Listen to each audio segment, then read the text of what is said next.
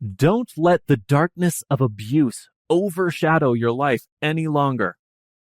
With this book, unravel the intricate layers of gaslighting, manipulation, and dark psychology techniques so that you can better protect yourself and regain control over your life. Hello, this is Eric Holt, and you are listening to Gaslighting. Recognize manipulation and emotional abuse of people, spot narcissists, and defend yourself against dark psychology tactics to break free from toxic relationships. Provided to you by United Audiobooks. I hope you enjoy my audiobook. Now, let us begin.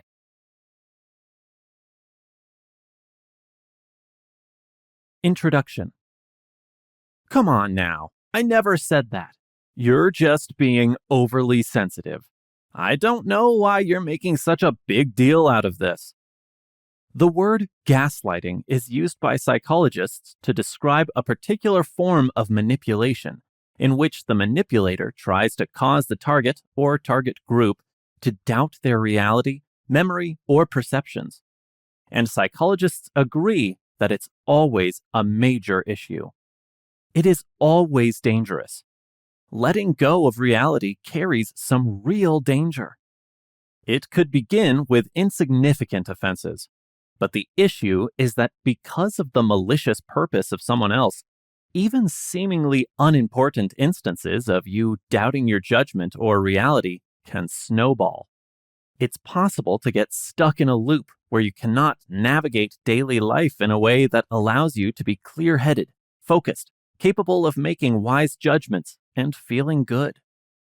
Gaslighting can occur in intimate relationships. Consider an abusive partner, or, in rarer instances, a parent. In job settings, consider a supervisor or coworker who preys on a subordinate, and even with prominent personalities. The first step to leaving an abusive situation is to be aware of the warning signs that you or someone you know might be a victim, regardless of whether it's taking place in a marriage, between a leader and their community, or somewhere else. Gaslighting is the deliberate manipulation of your emotions, perception of events, and sense of reality in general. To convince you to comply with their demands, someone seeking to gaslight you will usually try to confuse you and inspire self-doubt. Gaslighting can hurt your relationships, productivity at work, and mental health if it goes unchecked. Here are some tips for responding and taking back control.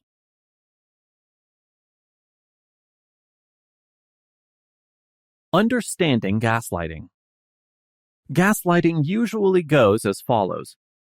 A malicious accusation is made against you. You say, "I didn't mean, do, or say that. However, there's a chance that I did. I was mistaken. How could I miss that? Wow, did this just happen? I can't recall. I feel as though I cannot think clearly.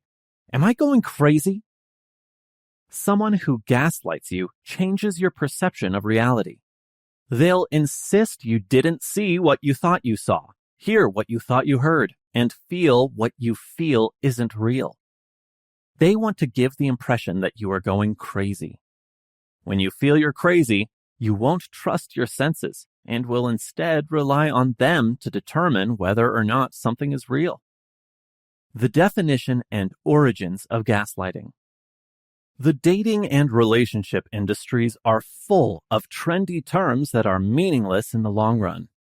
Dating practices like breadcrumbing, breezing, and zombieing are savagery of the 21st century, but are unlikely to annoy the person receiving the behavior too much. Gaslighting is on a whole different level. This is a pattern of behavior present in abusive relationships.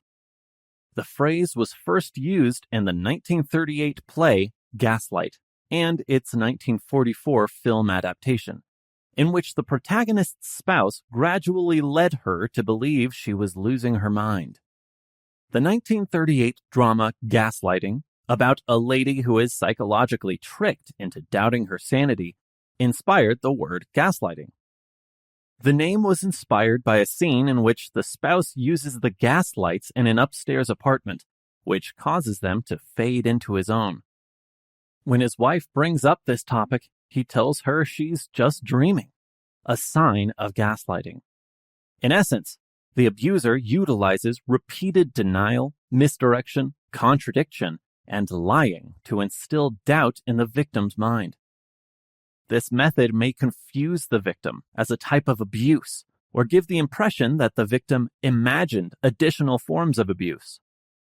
Gaslighting can occur in friendships, families, and romantic relationships. The gaslighter's objective is to make their victim doubt their judgments and lower their self-esteem so that they become more reliant on the abuser.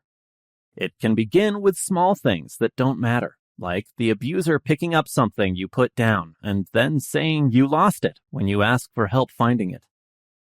This could progress to outright lying about what happened.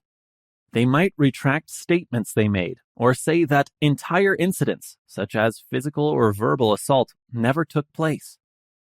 They might call their victim crazy and make them truly believe it, gradually erasing the boundary between reality and their imagination. The victim of gaslighting gradually becomes isolated, which means they have a smaller support system to help them escape the abuse they're experiencing. Consequences may lead to depression or other mental health problems, and there is evidence that they occasionally result in suicidal ideation. In a recent essay for Teen Vogue, Lauren Duca used the phrase in a political context to refer to Donald Trump. She claimed that he employed the tactic to lead people to believe that his prior transgressions had not occurred, and that many of the truths they witnessed were fake news. Given the significance of the term in relationships, some individuals criticized her use of it, while others agreed. Today, it is frequently utilized in popular culture. What are some ways to detect gaslighting? Gaslighting is a technique that challenges a person's understanding of reality. You can doubt yourself, your views, recollections, and recent events when someone is gaslighting you. After speaking with the individual gaslighting you, you may feel confused and question if something is wrong with you. You can be led to believe that you are to blame for something, or that you're being overly sensitive. You may become confused and doubt your memory, judgment, self-worth, and general mental health due to gaslighting. Understanding the strategies that a person gaslighting you might employ may be helpful. Lying to you. People who use gaslighting are typically pathological and habitual liars who often display narcissistic traits. They often lie outright and refuse to retract or change their stories, even when you expose them or offer evidence of their lying. Some of the things they might say include, "You're making things up," "That never happened," or "You're crazy." Gaslighting behavior is based on lying and deception. They can be incredibly persuasive, even if you know they are lying. You eventually begin to doubt yourself. Discrediting you. Gaslighters disseminate untruths and slander about you to others.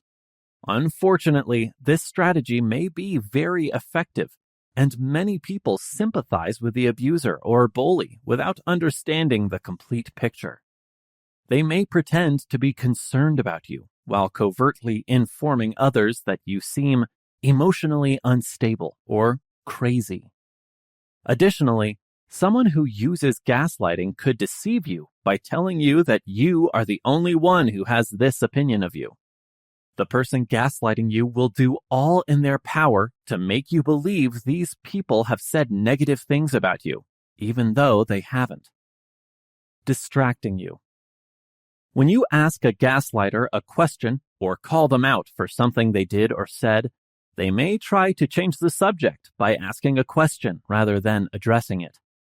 This diverts your attention and makes you wonder why you should pursue the topic if they don't feel compelled to answer. Reducing your thoughts and emotions. Your gaslighter can gain control over you if you trivialize your feelings. They may say things like, "Calm down," "You're overreacting," or "Why are you so sensitive?" These words downplay how you're feeling or what you're thinking and suggest that you're wrong. Dealing with someone who never acknowledges your feelings, opinions, or views can cause you to doubt your own.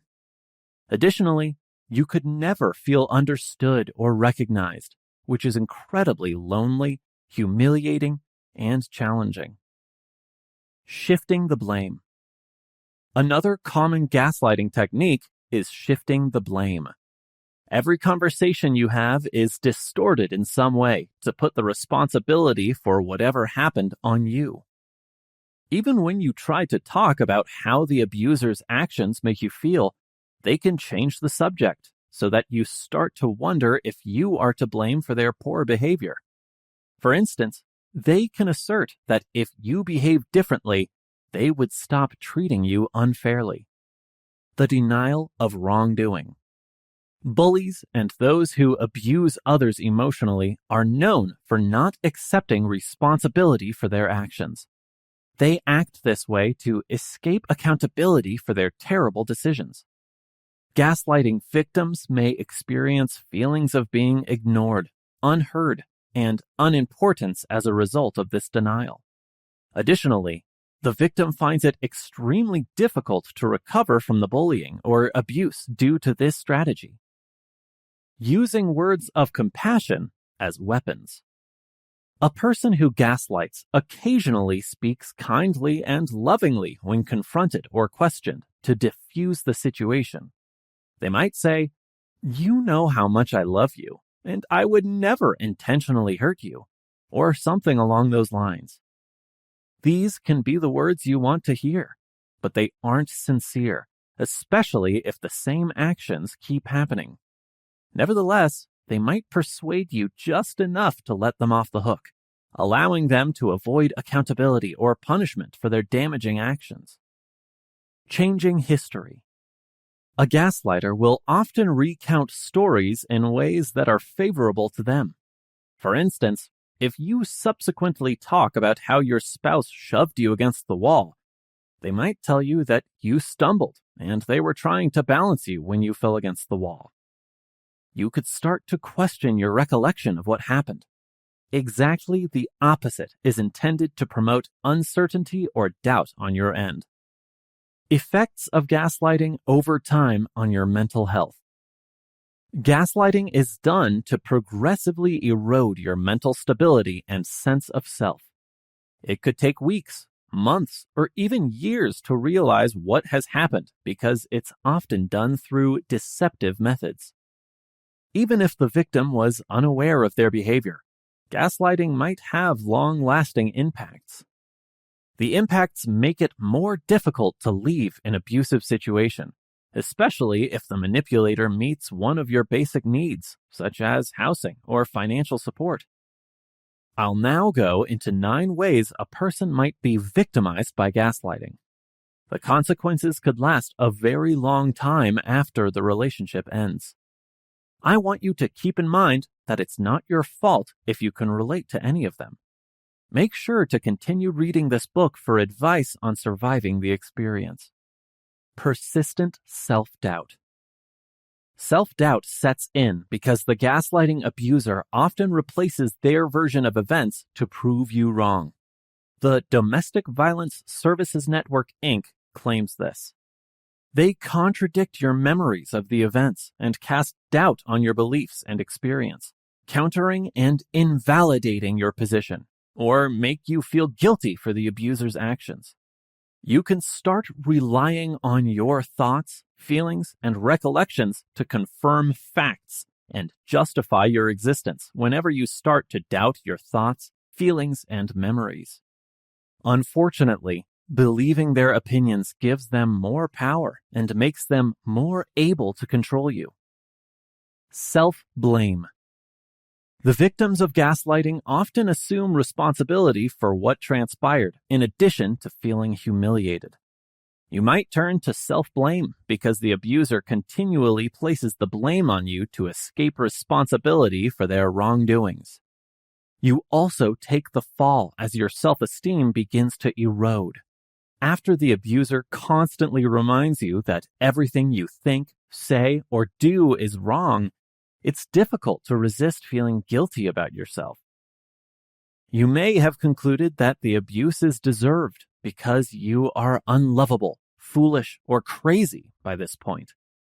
You are essentially gaslighting yourself now after the abuser warped your self-image. A lower self-esteem. You lose confidence if you are gaslighted. Another harmful effect of gaslighting is on a person's sense of self. Your self-image is influenced by both your underlying beliefs and your personality attributes. Naturally, if you start doubting yourself, you'll lose confidence. Many survivors experience insecurity, vulnerability, and worthlessness, and begin to think something is wrong with them. Rebuilding your self-esteem will take time, just as it did while it was being chipped away. PTS, or post-traumatic stress. Trauma is any emotionally upsetting experience that your brain suppresses because it cannot make sense of it. Post-traumatic stress is a brain adaptation that protects you, but the negative impacts of stress will manifest. PTS symptoms include tenseness and anxiety in circumstances that bring up recollections of the gaslighting incident.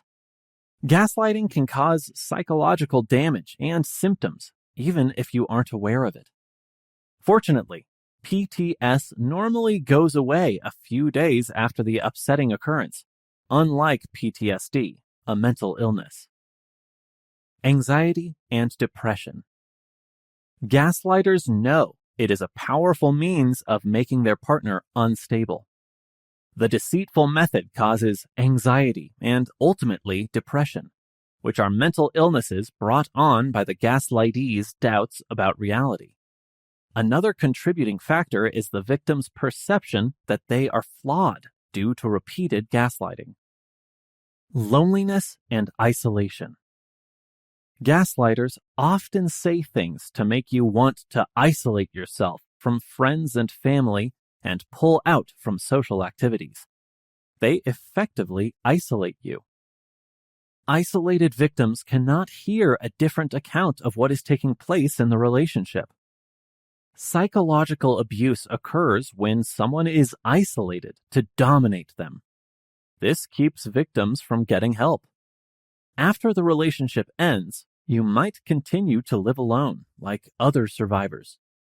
Self-isolation can occur for various causes, including feelings of humiliation, instability, insecurity, helplessness, and unlovability. However, avoiding loved ones could worsen the effects on your mental health. Additionally, there is an increased risk of suicidal thoughts, anxiety, sadness, and loneliness. Codependency. As gaslighting develops and gets worse, there is a power disparity.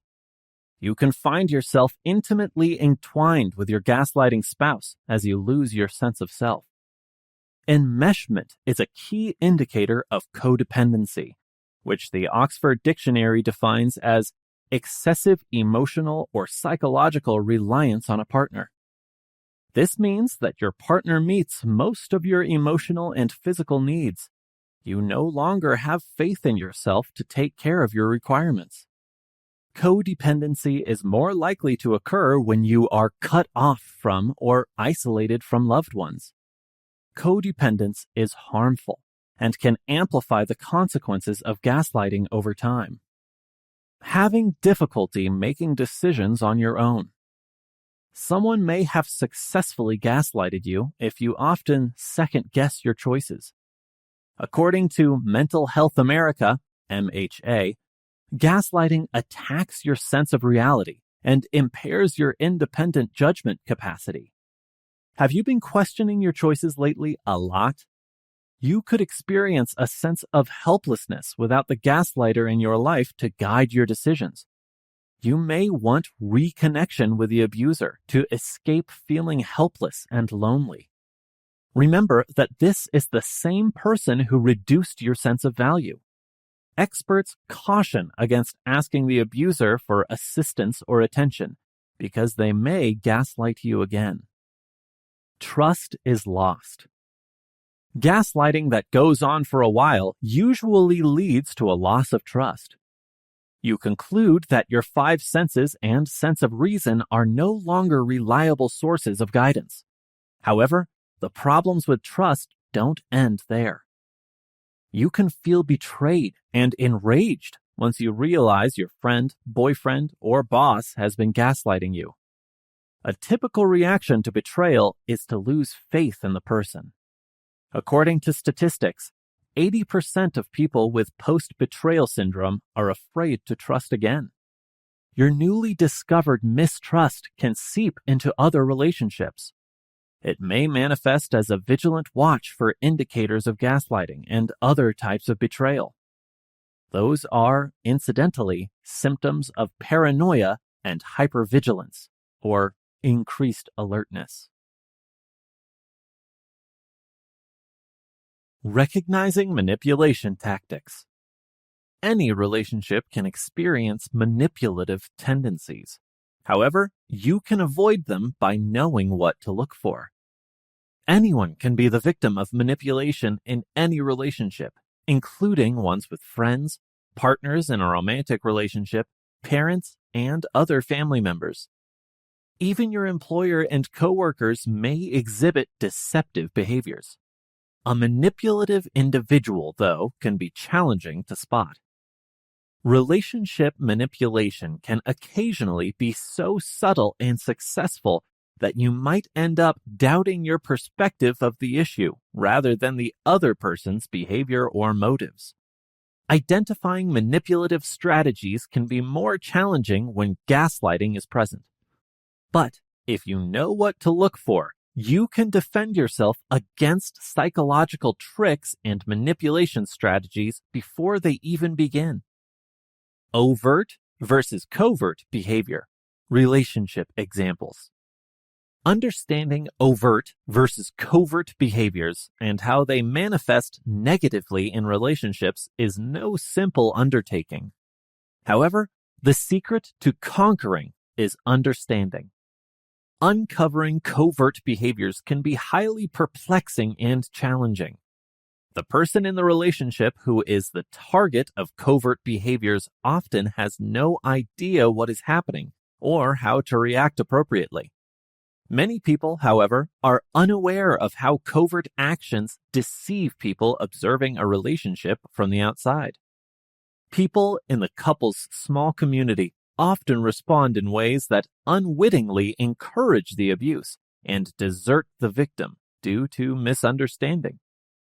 Join us as we define covert and overt behaviors, provide examples of them in relationships, examine how they affect individuals within the relationship, and deceive those outside to clear up any confusion. By reading and studying, you can help prevent covert abuse's damage to society. Let's get going. Defining overt and covert behavior. Overt simply means apparent or visible in English. Covert means to be concealed or hidden. Both actions have an impact on relationships. The underlying motivations or thoughts that give rise to overt behaviors on the outside are called covert behavior. The term overt behavior refers to actions taken outside of oneself that are visible to others and follow an internal thinking or goal. Both covert and overt behaviors are part of healthy relationships. What then happens when there is abuse? Covert abuse. Covert abuse is an action that is not immediately seen as abuse. They are abusive because of the covert behavior behind the act. Rather than being immediately recognized as abusive, covert abusive behaviors can be disguised as compassion, hurt, or misunderstanding. Nobody can easily spot abusive behaviors that are covert. Conversely, overt behavior is not easily missed. However, because they exist in a different world from their partner, the person who is being mistreated finds it even more difficult to recognize covert behaviors in an intimate relationship. They want to think that their partner is acting lovingly and not in a domineering or manipulative way. They find it almost tough to identify the toxic, covert behaviors. How overt and covert behaviors affect a relationship. Certain overt and covert behaviors can harm any relationship, even without abuse. Let's examine a typical parent-child scenario as an example. The child has nightmares for several nights and wakes up terrified and weeping.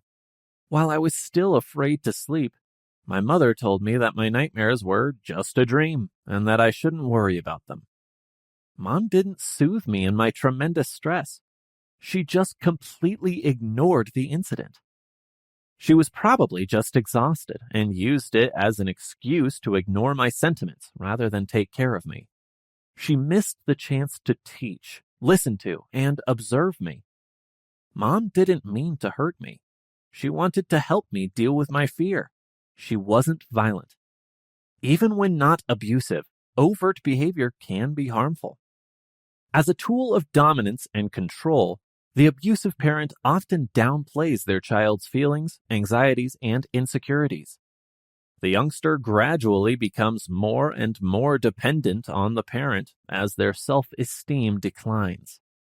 The goal of narcissistic parents is to greatly enhance their child's emotional dependence on them so that they become the center of the child's attention. Examples of overt and covert behaviors. What are overt and covert behaviors in a relationship?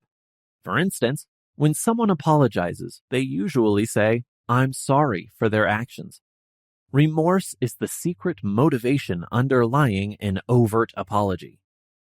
But a covert action that narcissists often engage in to control a person's behaviors or reactions is offering a partial or false apology. The apology is not being offered out of any sense of regret. Instead, the overt behavior of apologizing is used to escape real accountability, trick the victim into letting it go, and divert attention from the abuser and their toxic behavior. The overt apology will dupe you if you don't recognize the subtle behavior.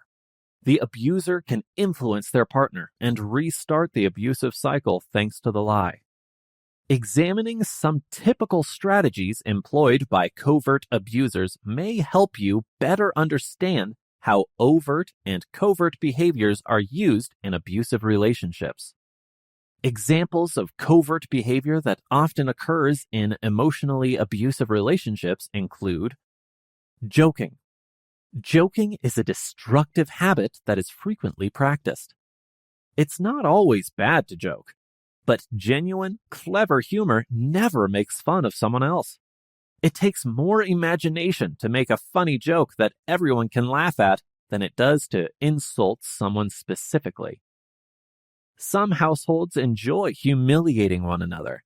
Around the dinner table, they might pick apart one another's insecurities to make each other laugh.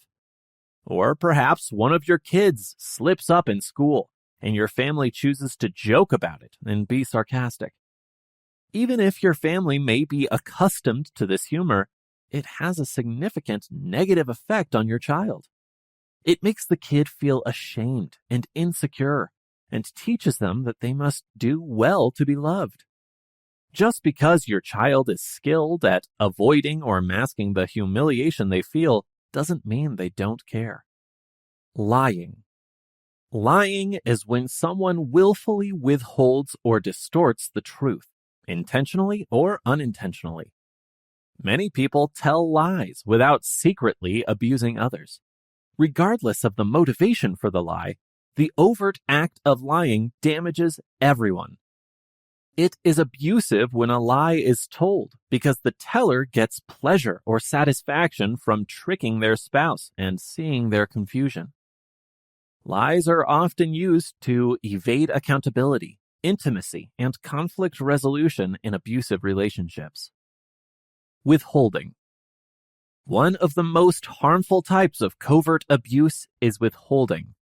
When someone withholds genuine communication, compliments, or praise, They try to dominate or control the other person. They may also withhold their physical warmth or connection. Most frequently, we witness it when someone shuns affectionate physical contact, gives their spouse the silent treatment, or refuses to acknowledge their successes. Healthy confrontation attempts by the victim typically end in some sort of withholding. When their spouse attempts a constructive discussion, the abuser often responds by refusing to talk with them for days. We often hear survivors saying their spouses would abandon them for extended periods without informing them of their whereabouts or safety. It is applied as a form of retaliation against the victim for challenging the abuser. Withholding places the burden of resolving the issue on the victim, who may choose to do so by pleading with the abuser to stop, come home, talk to them, etc., when they did nothing wrong. Many victims who experience withholding feel desperate for connection and will do everything to re-establish it, especially to let go of the problem that necessitates confrontation. The secret intent of the withholding can only be fulfilled by this response. Put-downs. Put-downs are a damaging strategy as well. This occurs when the victim is publicly punished, attacked, or criticized. It's an abusive form of power or control that makes the victim feel ashamed and degraded. Regular insults undermine the victim's self-worth and esteem, leading to despair and social isolation. Dealing with overt and covert behaviors. This procedure empowers the victims for the first time. They gain the ability to identify those behaviors and start managing them by establishing clear boundaries, implementing self-care practices, or even making an informed decision to end the relationship, either temporarily or permanently. Victims should endeavor to set boundaries with detrimental covert and overt behaviors when they know their situation. To rehabilitate the victim's self-esteem and give them the strength to use their voice to set firm boundaries, taking this step may require some time and potentially working with a therapist.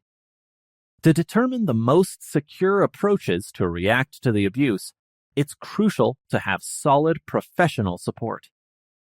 It's vital to remember that the abuse may intensify when the abuser is addressed, or the victim regularly establishes boundaries. Physical and extreme violence are more likely to result from overt emotional abuse, such as forced isolation, financial control, jealousy, and other overt control tactics, especially when the victim decides to set boundaries or leave. Getting help. It can be preferable for the victim to get advice from a domestic violence agency or other specialist on domestic abuse on how to face the abuse or leave the relationship safely. Even when strict limits are established, the abuser may not accept responsibility or make a change. Someone firmly rooted in flawed thinking is often resistant to change or acknowledge that they need assistance. If they receive skilled assistance from an expert, their prospects of transformation are increased. According to statistics, most abusers are unwilling to put up the effort necessary for transformation. I hope you're enjoying my audiobook so far. It would be a pleasure if you could let me know how you're feeling about this audiobook in the comment section below. We would greatly appreciate it if you would also like the video and subscribe to United Audiobooks to have access to more best-selling audiobooks in the future. Also, please, if you are interested in getting more free audiobooks, please click the first link in the description below. Now, let us carry on with the next chapter.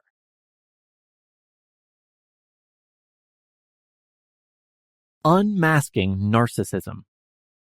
Narcissistic personality disorder, or NPD, patients think they are special and superior to other people. A person with NPD may have few or no friends, often gaslight you, and lack empathy. You might label someone a narcissist if they post excessive selfies on social media or talk about themselves nonstop on a first date. A real narcissist, however, is someone who suffers from NPD.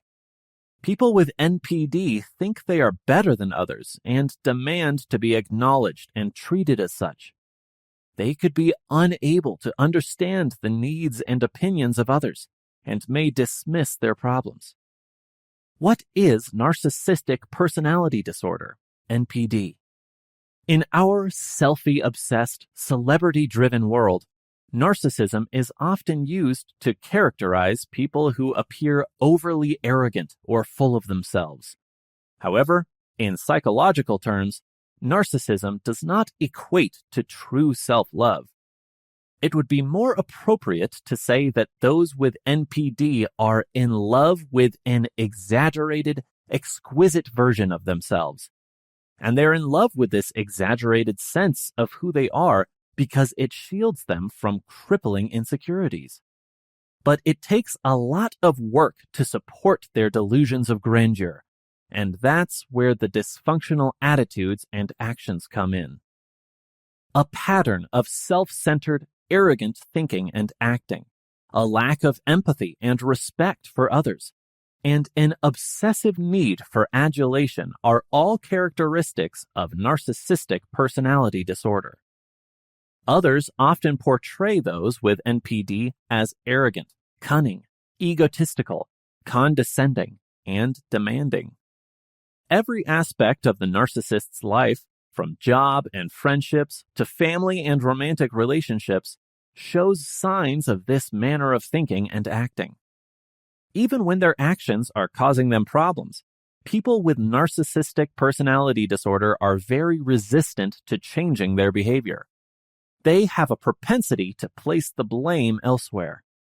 Furthermore, because of their high level of sensitivity, they take offense at even the smallest comments, arguments, or perceived slights, since they see them as personal attacks.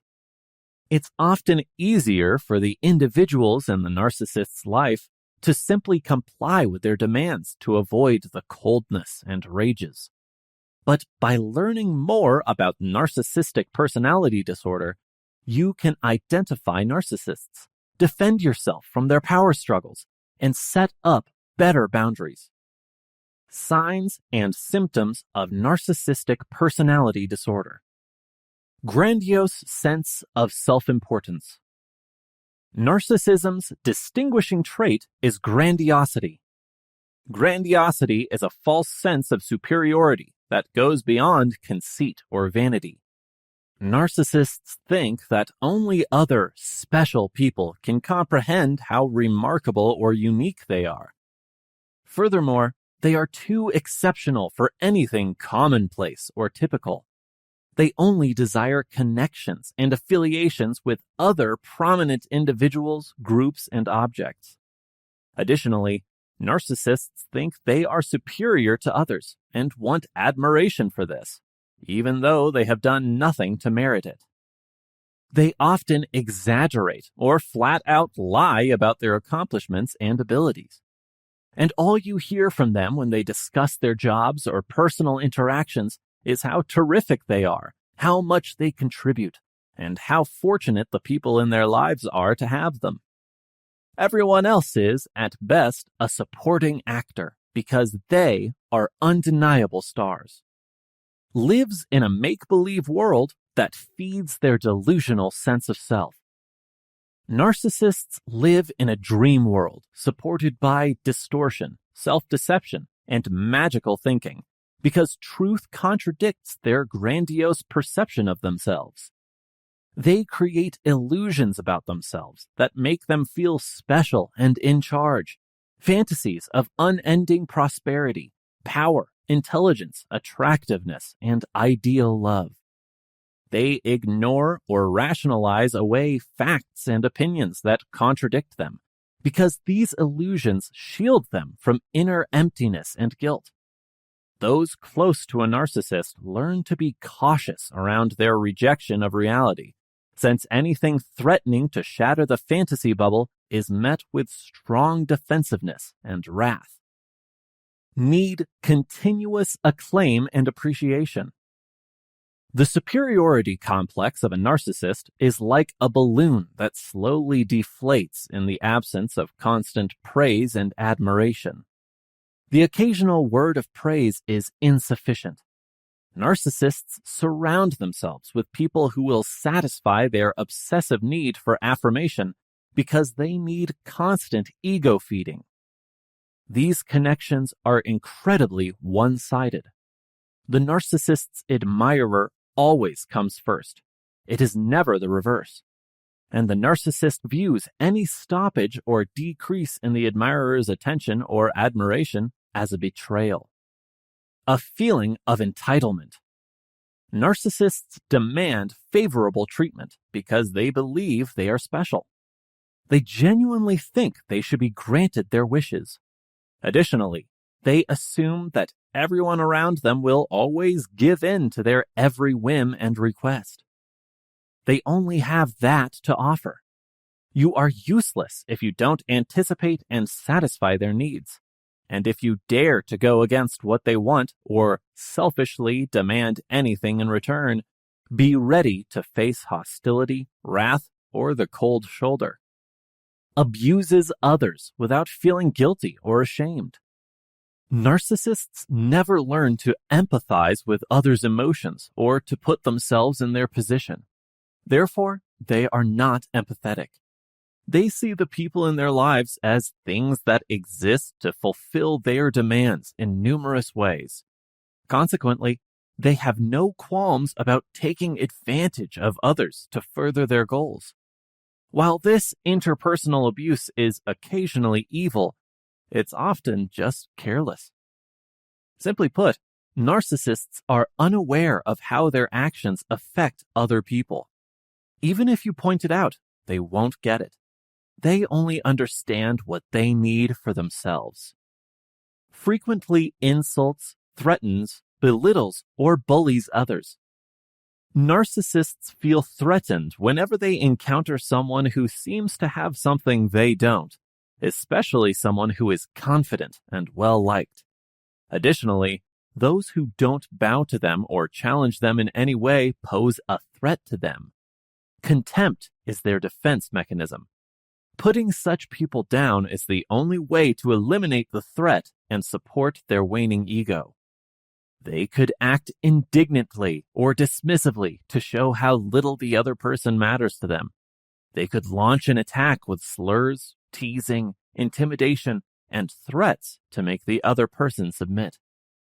It all comes down to selfishness at the expense of others and a complete lack of empathy. There are several levels of NPD severity, like most mental health or personality problems. There is a spectrum of narcissism. For instance, people with narcissistic personality disorder may be highly functional and relatable in outpatient settings, but display aggressiveness in inpatient settings. The severity of a problem is often indicated by how aggressive a person is. Close relationships may be more difficult because people with NPD often suffer from other physical and mental health concerns, like substance use disorders and anxiety.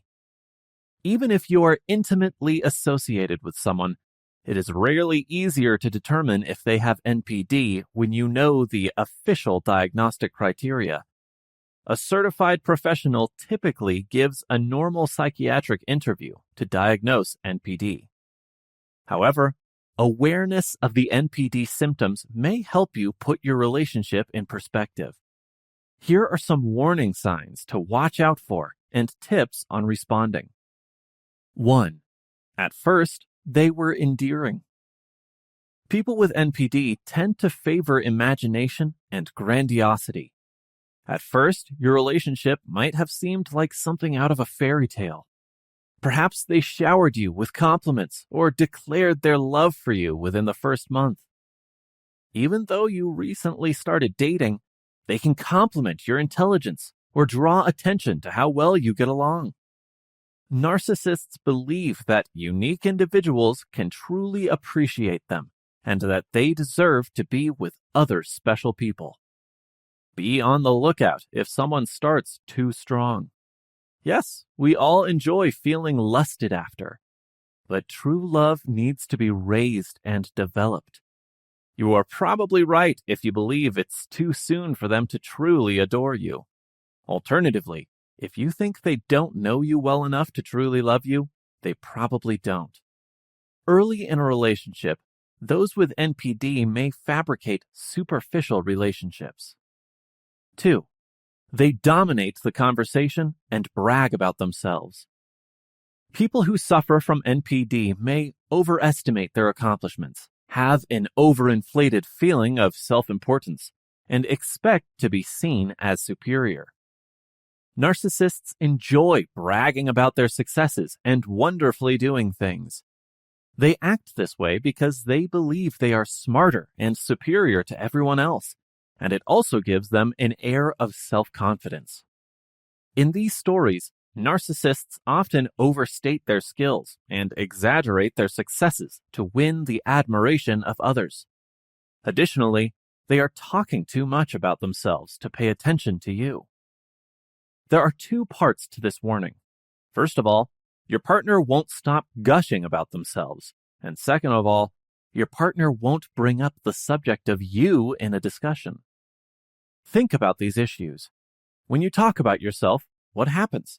Do they follow up with questions and show an interest in finding out more? Or are they making it all about them? 3. They benefit from your praise. Narcissists may appear to be quite self-confident.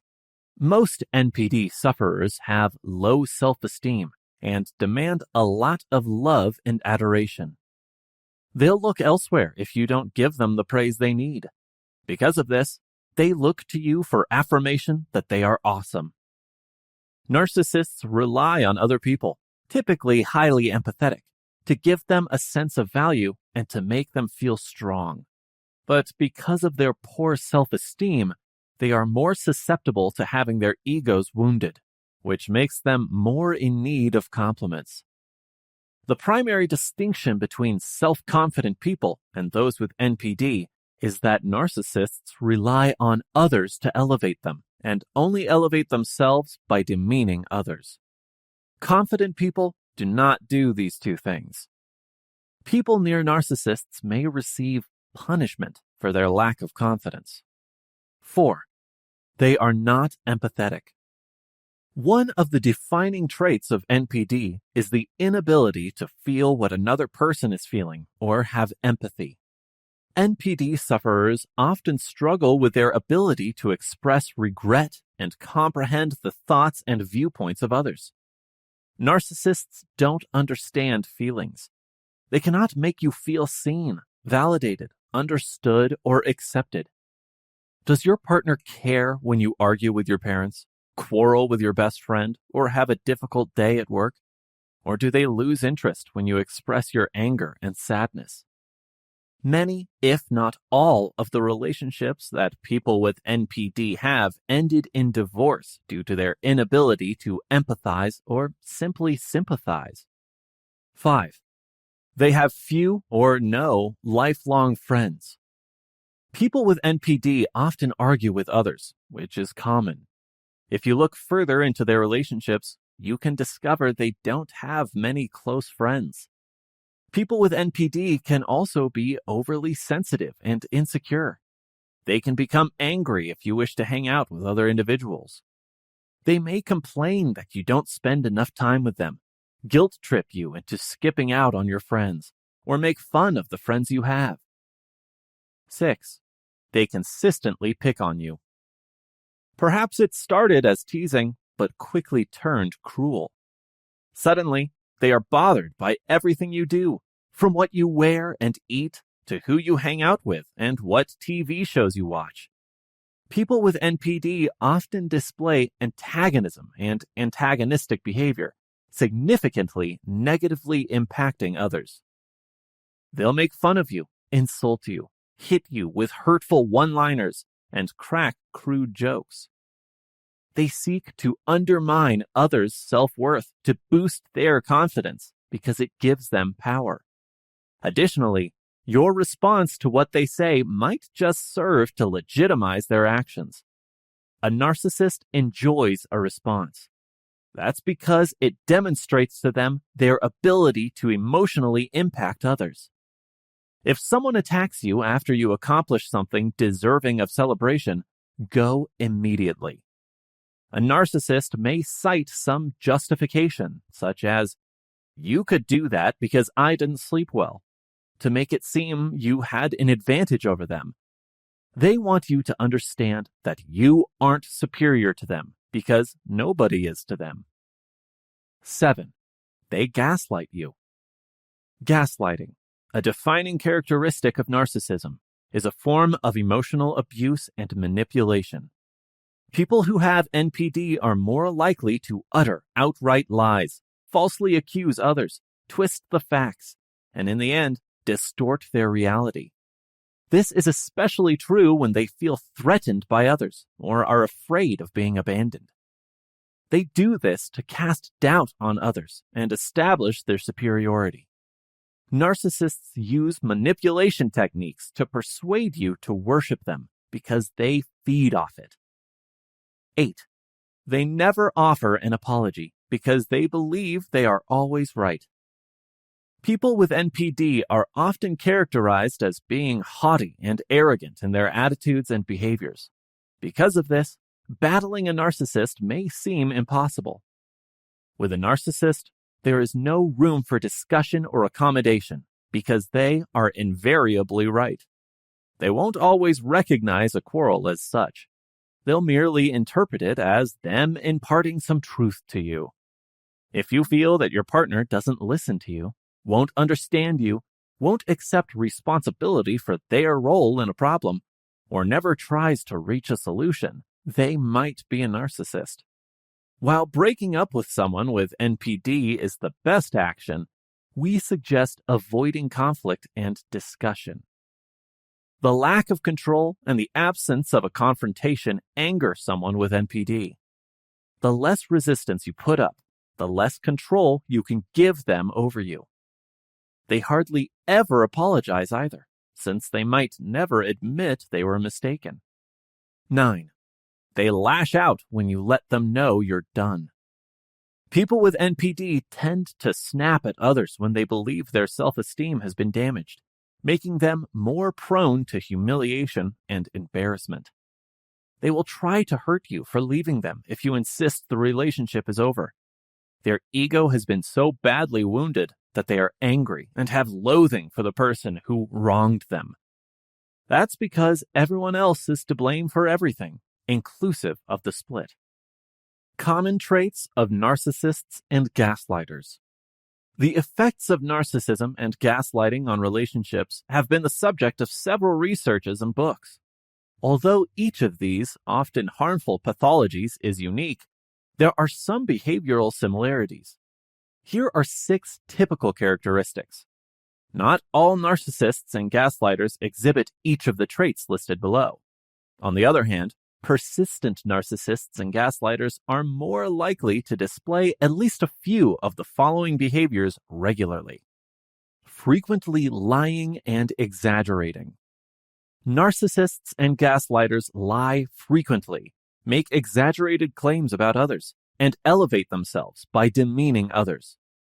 Gaslighters typically make you feel inferior through false accusations, constant criticism, and psychological intimidation. Unlike narcissists who often try to appear superior and special by showing off, bragging, taking undeserved credit, and other self-aggrandizement. Factual distortion, intentional lies, character assassination, and negative coercion are skills that both narcissists and gaslighters may master. One significant distinction is that, unlike the gaslighter, the narcissist lies and exaggerates to increase their precarious sense of self-worth. Rarely acknowledge mistakes and become very aggressive when criticized. Thin-skinned and easily offended, narcissists and gaslighters often refuse to take responsibility for their damaging actions. The narcissist is prone to flee, bolt out the door, avoidance, silent treatment, sullen resentment, or other types of passive aggression. Or fight when confronted, e.g., temper tantrum, excuse making, denial, blaming, hypersensitivity, etc. To frighten or oppress their opponent, the gaslighter almost usually escalates by amplifying or multiplying their unfounded charges or coercions. As a zero-sum game where one is either a winner or a loser, at the top or bottom, many gaslighters see relationships as competitive rather than collaborative. For many gaslighters, offense is the best defense is a guiding principle and encapsulates their combative interpersonal style. Misleading image projection. To mask their underlying vulnerabilities, narcissists and gaslighters often portray false, idealized views of themselves to others. Many narcissists like making themselves seem attractive on the outside to impress others. The underlying message of this display is, "I'm better than you," or "Look how special I am. I'm worthy of everyone's love, admiration, and acceptance." This trophy complex can manifest physically, sexually, socially, romantically, religiously, materially, financially, professionally, academically, or culturally. In contrast, gaslighters often cultivate an idealized self-image of themselves as the oppressive, dominant alpha male or female in interpersonal interactions, the workplace, or high-profile societal positions, such as politics and the media. Many gaslighters enjoy the delusion that they are all-powerful and strong, able to dispense judgments and penalties at will. Pathological gaslighters often boost themselves and take pride in marginalizing those they persecute. These outward facades play a major role in their fake identities, substituting the actual and insecure self. Narcissists want people to worship them, while gaslighters want others to submit to them. Violation of the rules and boundaries. Many narcissists and gaslighters enjoy getting away with breaking laws and social norms. Examples of narcissistic trespass include chronic undertipping, cutting in line, personal space intrusion, borrowing things without returning, using other people's properties without permission, disobeying traffic laws, breaking appointments, and negating promises. Examples of gaslighting trespass include direct or subtly marginalizing remarks, private or public shaming and humiliation. Both gaslighter and narcissist boundary violations presume entitlement with a narrow, egocentric orientation that oppresses and dehumanizes their victims. In extreme cases, this boundary violation pathology may result in dishonest and illegal business practices, financial abuse, sexual harassment, date rape, domestic abuse, hate crimes, human rights violations, and other types of criminality. Coercion and emotional invalidation. Both narcissists and gaslighters enjoy spreading and arousing negative emotions to feel powerful and keep you insecure and off balance. They habitually invalidate others' thoughts, feelings, and priorities, showing little regret for hurting people.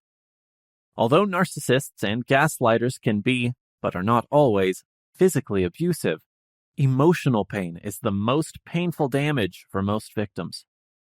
They become upset at any signs of independence and self-affirmation. Who do you think you are? And become agitated if you disagree with their views or fall short of their expectations. They are quick to judge others, but sensitive to criticism. By putting you down and making you feel inadequate, narcissists and gaslighters boost their fragile egos and feel more reassured about themselves. Manipulation. Using or controlling others to further one's ends. Narcissists may use their romantic partner, family, child, friend, or colleague to fulfill unrealized dreams, meet unreasonable self-serving needs, or cover up weaknesses and shortcomings. Narcissists also use guilt, blame, and victimhood as manipulative devices. Narcissists and gaslighters tend to make decisions for others to suit their agenda. In personal or professional environments, gaslighters manipulate by controlling or micromanaging relationships, including telling others how they should think, feel, and behave under the gaslighter's unreasonable restrictions and scrutiny. They often become critical and repeatedly lie to make their victims doubt themselves and feel less confident. The biggest difference between narcissists and gaslighters may be that the former use and exploit others, while the latter dominate and control them. While the narcissist does this to make up for a desperate sense of deficiency, of being rejected as the real self, the latter does so to conceal their ever-present insecurity of being powerless and losing control. This is a toxic and destructive combination of vanity, manipulation, bullying, and abuse, all unleashed to compensate for the perpetrator's deep-seated sense of inadequacy and dread. In the worst-case scenario, some people exhibit narcissism and gaslighting. Unraveling dark psychology. Gaslighting, love bombing, and other kinds of relationship interaction meant to acquire power or influence over another are examples of manipulative behavior. These strategies often include attempts to harm another person's emotional and mental well-being. A manipulative individual often engages in harmful behaviors over time, creating a power imbalance, and the behaviors can harm your self-confidence and sense of identity, leaving you confused, isolated, or even depressed. Emotional manipulation impacts the dynamics of a relationship and affects both males and females. This chapter guides how to identify manipulators and take precautions against manipulation by discussing emotional manipulation and the causes and symptoms of manipulative behavior. What is emotional manipulation? Emotional manipulation is a psychological manipulation in which a person tries to control another person's emotions through persuasion, compulsion, or even emotional blackmail. As evil as it seems, emotional manipulation isn't always the result of conscious thought. It can be ingrained, chronic, or second nature due to trauma or negative childhood events. Other people can act manipulative because they grew up in homes where that was the norm and didn't get to learn other ways of communicating. Some people who experience abuse develop manipulative behaviors because their abusers punished them for trying to express their needs in healthy, direct ways. Intimate partner violence is often coupled with emotional manipulation, which can be psychological assault. Charm. People want to feel attractive and wanted, and manipulators play into these feelings by being charming. They believe that when a person starts to get a little flirty, they'll be attracted to the manipulator and more likely to comply with the manipulator's demands. We all know someone who uses a wink and a compliment to get what they want. Coercion. When someone is coercing another to do something, they may be using fear of harm or threats. For example, they may say, "If you don't help me rob this bank, I'll kick your dog." Yikes. The person being coerced may feel that the consequences of not doing the action are worse than the consequences of doing the action. Silent treatment. Silence makes us nervous. If someone is silent or unwilling to talk, we may feel the impulse to give in to their desires or offer them what they want just to break the silence. Silence is a surprisingly effective manipulation and negotiating tactic. Reason. Not all manipulation tactics are unethical, but they may be used unethically. The reason is a great example of such a manipulation tactic. People may use reason or logical arguments to get what they want. They may say, if you help me rob this bank, you can feed your family. Nothing inaccurate about that, right? But when it's difficult to argue against someone who uses reason as a manipulation tactic, you may be more likely to engage in unethical behavior. Love bombing. The intensity of the connection, the expensive gifts, and quick expressions about meeting the family and other serious steps can be red flags with someone you're just starting to know. Love bombing characterizes relationships that start in a frenzy of attention and emotion almost immediately. Love bombing is a common tactic used by someone with narcissistic personality disorder to gain attention as you grow further distant from your friends, family, and life goals. Regression. When two people reason with each other like adults, it can be easy for both parties to hold their ground. But things may go haywire when one person reverts to acting like a child. This is the regression tactic. People may whine, cry, or pout until they get their way. People may give in simply because they want childish behavior to stop. Self-abasement. Not all manipulation tactics involve insulting or forcing others to do something. If a manipulator uses self-abasement to get what they want, they will humble themselves. Self-abasement may be used when a manipulator wants someone to forgive them, believe them, or make other efforts to strengthen a relationship. Responsibility calling. Imagine that you are thinking about getting your nails done. If you haven't scheduled an appointment, it's easy to say, "No, I'm not going to get my nails done." If you have, it's more difficult to cancel. These duties are invoked through the responsibility to persuade someone to accomplish their goals. To make it more difficult to say no, a manipulator can argue, "But you promised," or "I already made the reservations." Hardball. Hardball strategies are a step up from coercion. While persuasion may instill a sense of danger, hardball methods result in pain or physical injury. Pleasure induction. Many people view pleasure induction as a non-lethal form of manipulation. Using the pleasure induction technique, a person merely assures another person that the action will be enjoyable. "Come on, you'll enjoy it." Social comparison. According to the social comparison theory, we evaluate ourselves with others. Many people use comparisons to determine their level of achievement, beauty, and the existence of personality traits. It's a well-known trait of manipulators. To persuade individuals to behave, they can employ social comparison. Your coworker does this for their partner. The magazine celebrity is on X diet. You should be too, etc. Financial reward. By paying people to do things they wouldn't otherwise do, manipulators can feed off their greed. Would you commit a crime for $1 million if the chance came? Basic body language signals of manipulators. Do you feel under pressure or control at work? Or do you question yourself more often than usual? A person who is meant to be on your side but may not genuinely have your best interests in mind seems weird. These negative feelings might be the result of manipulation.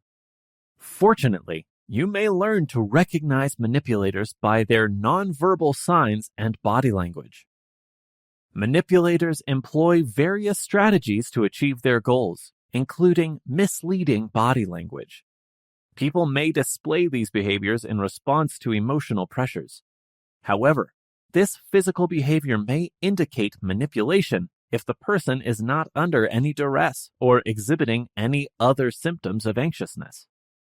Manipulators might unconsciously or actively employ this common pacifying to win your compassion and influence your behavior. Tapping of feet. Someone tapping their foot often expresses displeasure or frustration.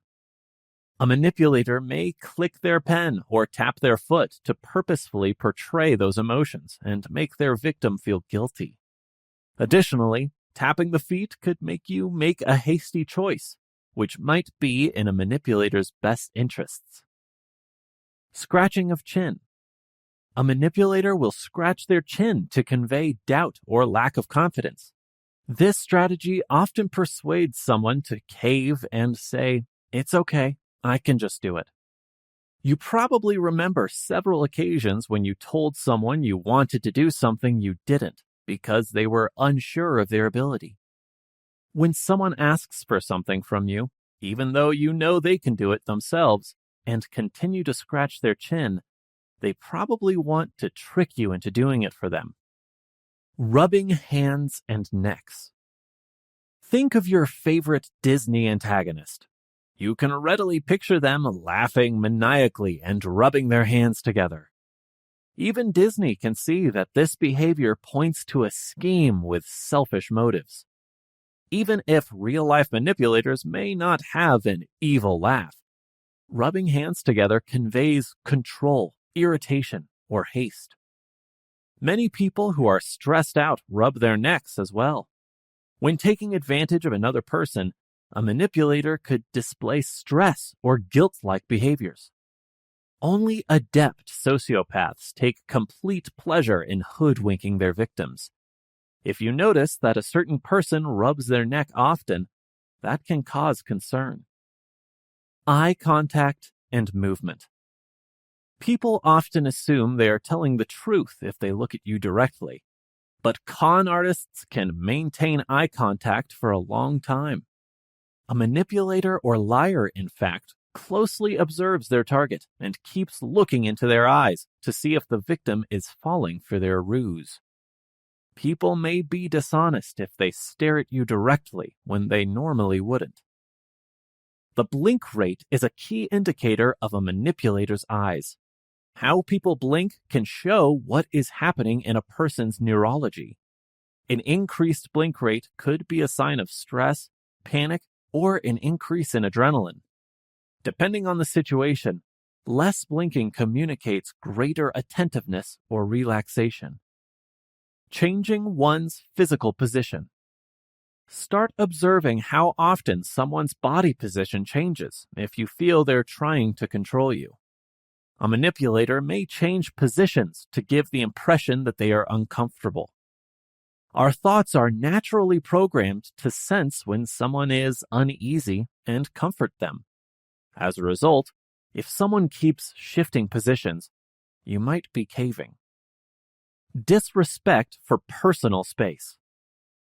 Intruders enter your personal space to give off the impression of intimacy. Even if you've moved back to allow yourself some room, they might lean in too close or keep touching your arm or shoulder to forge a bond with you. Mirroring your body language. Manipulators utilize the mirroring technique to confuse you. In this instance, they stress the value of being aware of someone's baseline movements, how they typically react to a scenario.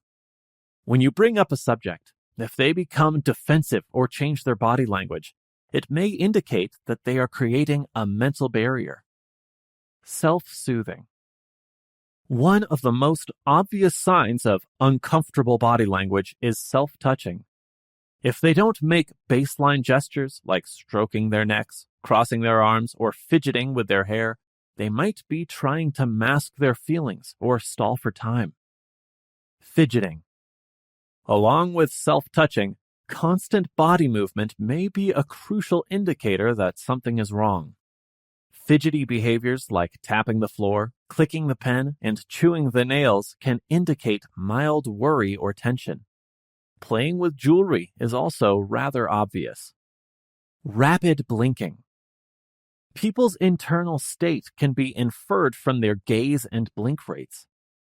We blink about 4 or 5 times per minute on average.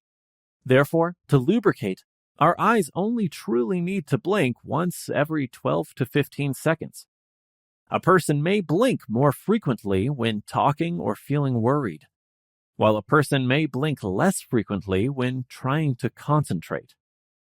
How to cope with a manipulative person. It could be challenging to recognize deceptive and dominating behaviors. Even though you cannot stop the behaviors since you are not accountable for them, you may take care of yourself to lessen their effects.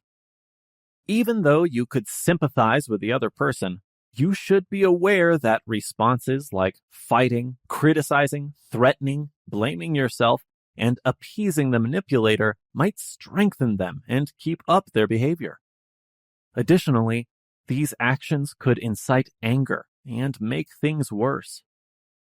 Before bringing up a problem with a manipulator, ensure a person feels comfortable and able to do so.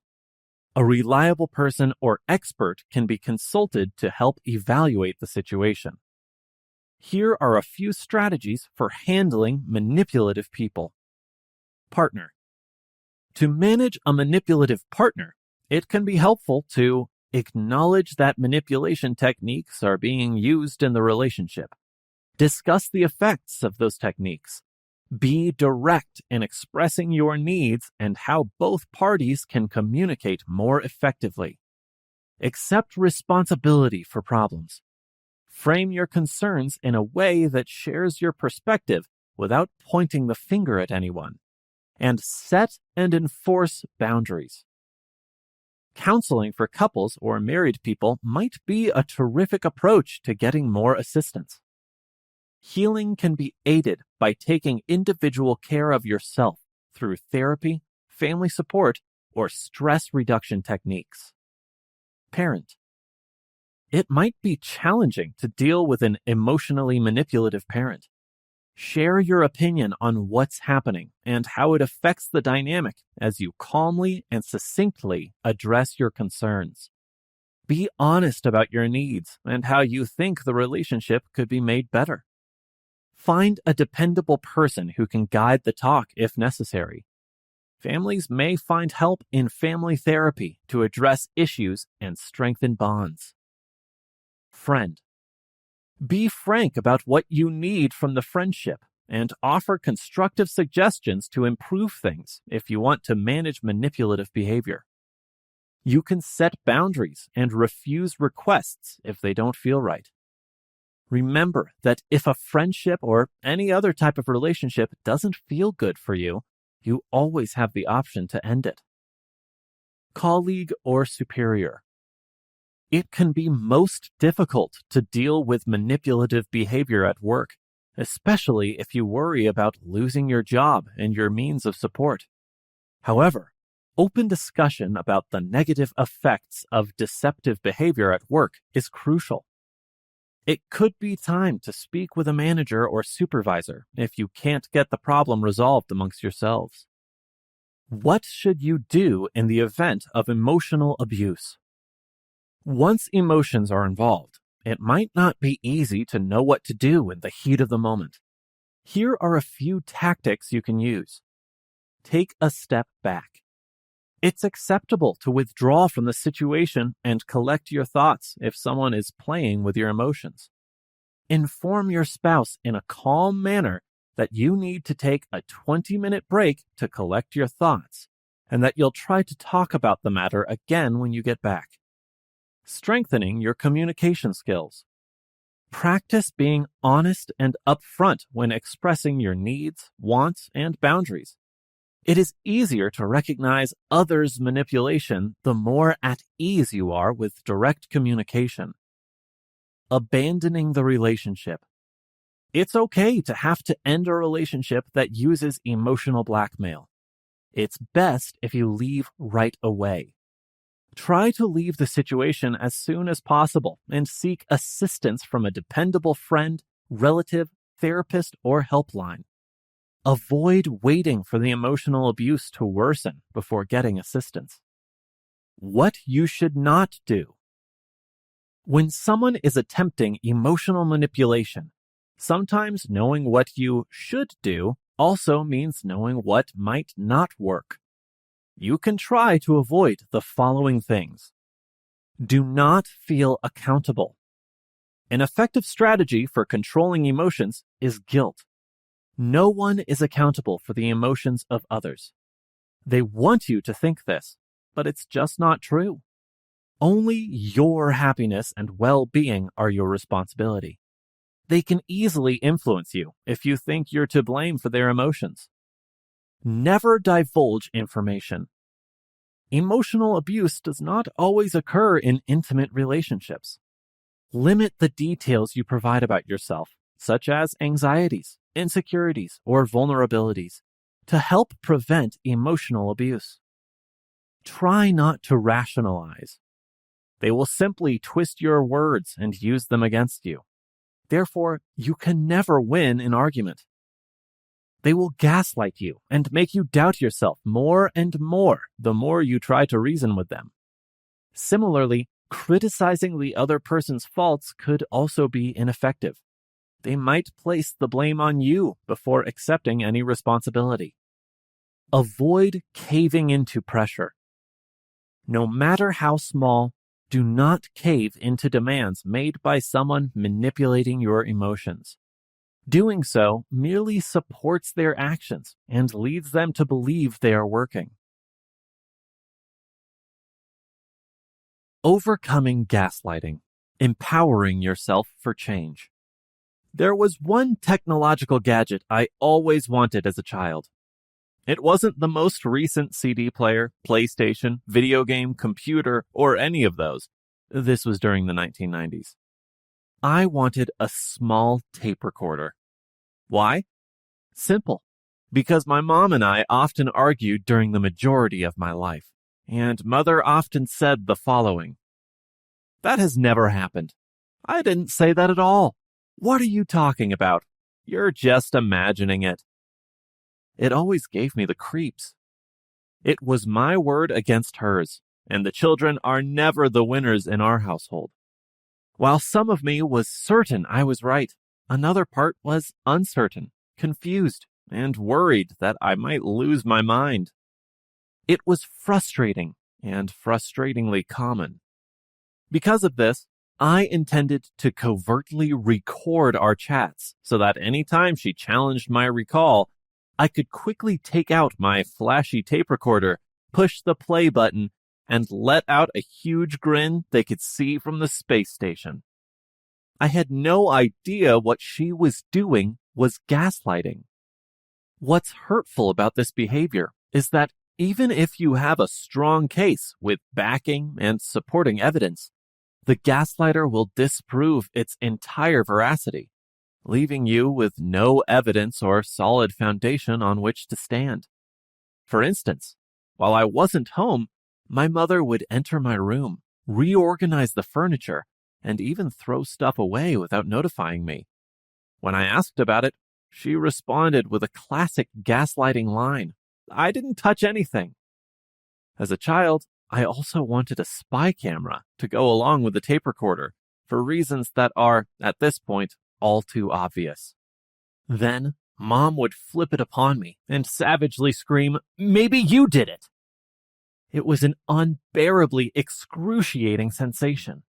It's as though you want to be upset, but cannot because she would immediately deny it. It seems like confusion, but not confusion because you already know, or at least believe, what happened. It's like knowing you were wronged, but being unable to find even the slightest sliver of evidence, support, or defense to back you up. I developed a tremendous lack of self-worth that plagued me for most of my life. Thankfully, after years of incredibly hard work, I was able to reclaim a significant amount of my self-confidence, self-trust, and mental stability. I have learned some important skills to combat gaslighting during this process. There is still work to be done, but that's all right. Here are 8 tips for responding and taking back control. 1. First, check to see if it's gaslighting. Because gaslighting frequently starts mild and other actions occasionally resemble it, it can be challenging to identify. True gaslighting develops into an ongoing pattern of manipulation. Usually, a gaslighter wants you to distrust your judgment and trust their version of reality. Because of this, it is not always gaslighting when someone disagrees with you, even rudely or critically. Sometimes, despite evidence to the contrary, people insist they are correct because they are sure of their understanding. Although claiming "you're wrong" or saying "I know what I'm talking about" isn't always polite, it's usually not gaslighting if they aren't trying to control you. Unintentionally gaslighting is another possibility. "Don't you think you're overreacting?" Or "I don't have time to listen to this" may not be the best response, but it's not always the case that the other person is trying to take advantage of you. Consider your feelings and their actions when deciding if someone is trying to gaslight you. 2. Take some space from the situation. It seems normal to feel intense emotions when coping with gaslighting. You'll manage the issue better if you maintain your composure. Given that it is wrong, you may want to refute what the person is trying to gaslight you said. However, they might not let up. And if you're upset, they can feel encouraged to continue trying to control you. Maintaining composure can also assist you in focusing on the truth, decreasing the likelihood that their wrong version of events would undermine your self-confidence and belief in yourself. Suggest getting some physical distance and coming back to the subject later. You can focus again and unwind by taking a short stroll or heading outside. If you cannot leave immediately, try one of the following techniques: deep breathing exercises, anchoring yourself with a picture, object, or visualization exercise, slowly counting to 10, or repeating an affirming phrase. 3. Gather proof. When someone is trying to gaslight you, keeping track of what's happening can be useful by recording your interactions with them. You can examine the specifics and verify the authenticity of the information when they contest a conversation or an event. Here are some suggestions. Save text messages and emails or take pictures of them. Document any damaged items with images. Record the dates and times of talks. And, whenever feasible, summarize your interactions using exact quotes. You can record talks using your phone. If you need legal counsel, local laws might stop you from sharing these recordings, but you can let others know what's happening. Face-to-face abuse confrontation is not always safe, but having evidence can help you in regaining your mental clarity and supporting your emotional stability. You won't doubt or question yourself if you know the reality. By itself, this can increase self-confidence and make it easier to deal with gaslighting in the future. Your notes can potentially be used as proof of workplace gaslighting. Remember that your company can access work devices, so keep your notes on paper or your phone. When you can, keep them with you or store them safely. Set limits and self-care while gathering evidence to avoid becoming overburdened or escalating worry. This may be especially true if you already experience a great deal of worry, as recording gaslighting may result in rumination, which may worsen anxiety symptoms. 4. Call attention to the behavior. Gaslighting is effective because it confuses you and undermines your self-confidence. If you show the person trying to gaslight you that the behavior doesn't bother you, they might decide it's not worth it. Gaslighting often includes insults and lies in addition to deception. You can tell them you won't tolerate the behavior by calling it out calmly and assertively. Don't be afraid to speak up, because doing so will make people more aware of your right to privacy. They might try to cover up insults with jokes, unintended compliments, or the claim that "I'm only trying to help." If you ask them to explain the joke as if you don't get it, they could discover that these strategies won't work for you.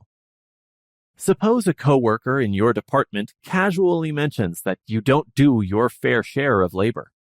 You can reply, "Actually, I've already finished the assignments for this week. If you'd like, we can review those right now." 5. Remain steadfast in your account of what happened. Everyone occasionally remembers events differently from how they occurred, so you might ask, what if it did happen the way they said? They want you to doubt reality. Therefore, resist the desire to doubt yourself. Small details, like the color of someone's shirt or others in the room, are often forgotten. Usually, your brain doesn't create entirely new memories. Gaslighting occurs when someone claims they can't remember something you recall. You already know what happened, so state it firmly and quietly. Providing them with any evidence you have could persuade them to change their position. However, it might not have an effect. If they keep challenging you, stay out of any fights. Getting into an argument can increase tension and make you more susceptible to manipulation. You defend yourself and keep command of the circumstance by choosing not to engage in conversation. Perhaps you'd say, "It seems we remember things differently, but I don't want to argue about it." You can stop further conversation by shifting the topic or leaving the room. 6. Put yourself first. Even if attending to your physical and emotional needs is unlikely to directly address the gaslighting, excellent self-care can still positively impact your mood. A gaslighter may try to make you feel unworthy of self-care, or they may characterize your actions as indulgent or sluggish. Nevertheless, it's crucial to continue your self-care routines. It can be hard to enjoy even your favorite things because of worries about gaslighting and its possible effects on your relationships and career. However, setting aside time for leisure and wellness activities might help you feel stronger and be better prepared to handle obstacles in your daily life. Try the following tactics to enhance well-being. Spend time with loved ones. Practice positive self-talk regularly.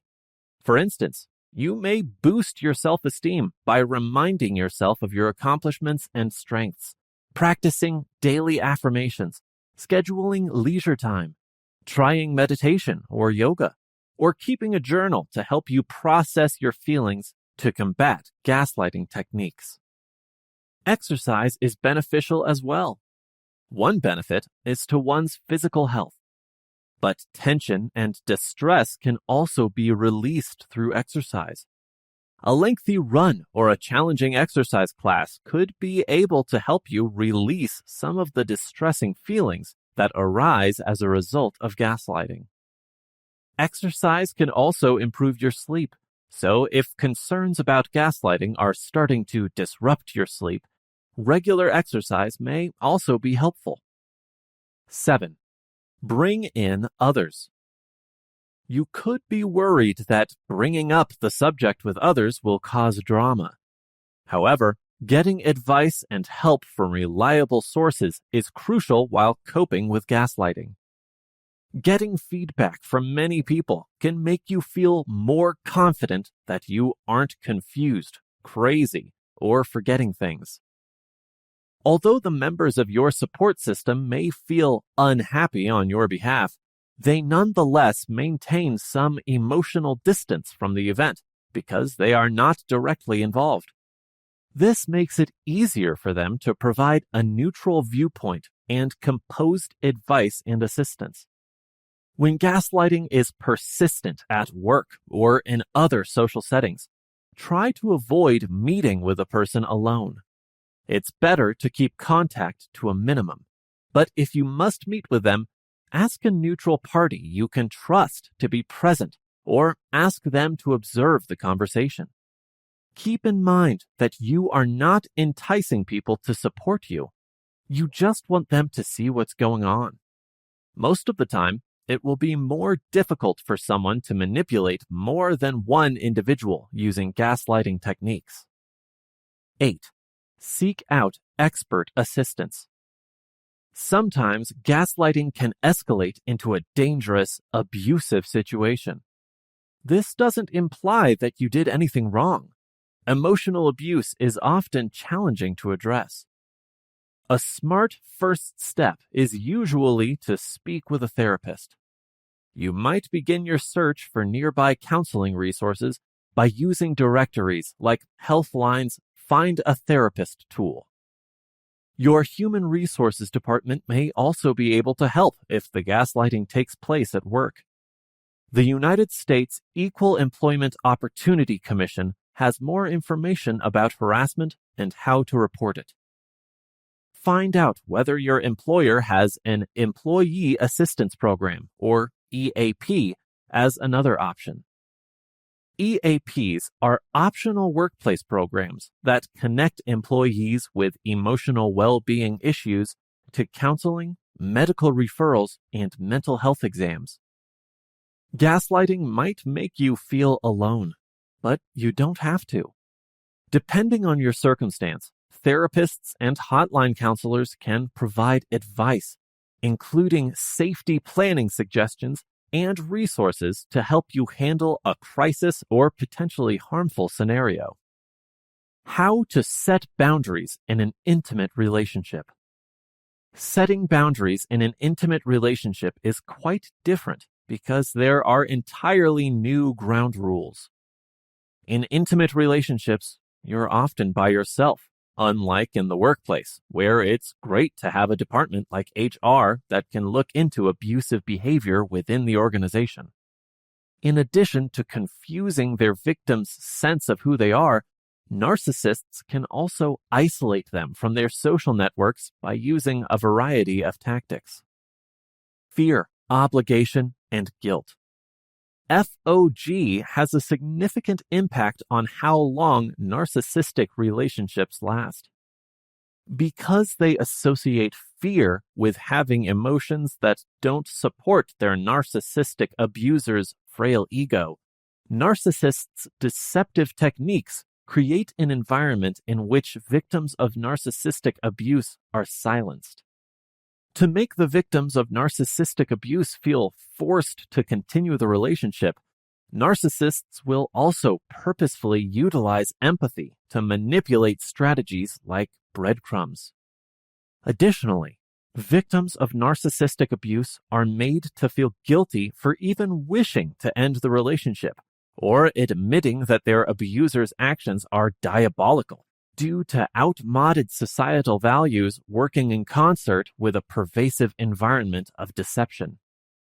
Going gray rock is the best way to establish boundaries with a narcissist. When someone asks how to establish boundaries in a close relationship with a narcissist, it may be a sign that they are still sharing a home with their abuser. There is something people should be aware of. Even though there isn't always a difference between setting boundaries with a narcissist they live with and one they don't. No contact is the most efficient strategy to break the cycle of narcissistic abuse.